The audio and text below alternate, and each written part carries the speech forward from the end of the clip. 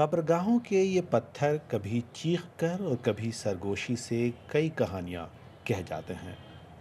साल 1994 में कश्मीर में हिंसा चरम सीमा पर थी।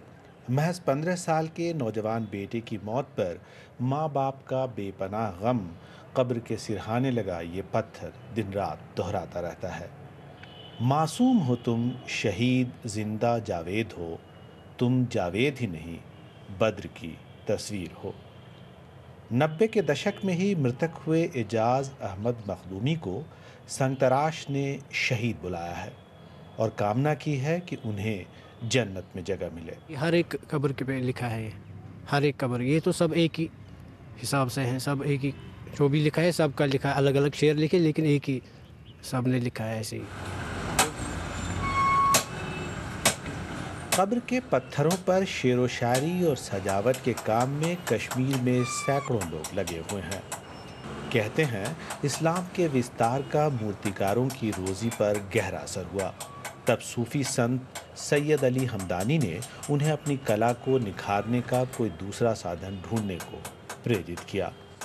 ये तो सर जी वो आते हैं, हमारे पास आते हैं और उसके बाद वो अपने साथ कोई कागज़ लाते हैं सर, उस पर लिखा होता है कि कोई शेर, वो बोलते हैं इस तरह लिखो और हम लिखते हैं। किसी को पता नहीं होते, वो उनके पास इल्म नॉलेज नहीं होता है सर, उसको हम खुद एडवाइस देते हैं और अपने हिसाब से बनाते हैं। कोई शेर हम खुद लिखते हैं। मोहम्मद नसीर बच्चू का परिवार इस काम में पिछले 50 सालों से लगा है। हाँ, कभी कभी ऑर्डर भी देते, ज़्यादातर ऑर्डर ही है। कभी कभी हम ये एडवांस में भी ये बनाते हैं खुद भी। उस टाइम तो ज़्यादातर ये पत्थर चलते थे। आज जब मिलिटेंसी उठी है, मिलिटेंसी में जब शहीद हो गए हैं बहुत सारे कश्मीरी, उस टाइम से आज तक ये मार्बल स्टोन ज़्यादा लगाते हैं। बात तब ख़त्म होती है जब बच्चू मोहम्मद इकबाल का वो शेर सुनाते हैं जिसे वो किसी ख़रीदार के ऑर्डर पर एक कब्र के लिए तैयार कर रहे हैं।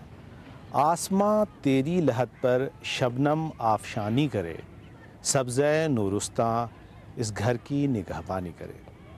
किसने कहा है कि इतिहास या मोहब्बतों की दास्तानें महज कागज़ों पर दर्ज की जा सकती हैं? कश्मीर में इतिहास के हिस्से कब्रों के सिरहाने लगे पत्थरों पर भी दर्ज हैं। फैसल मोहम्मद अली, BBC, श्रीनगर।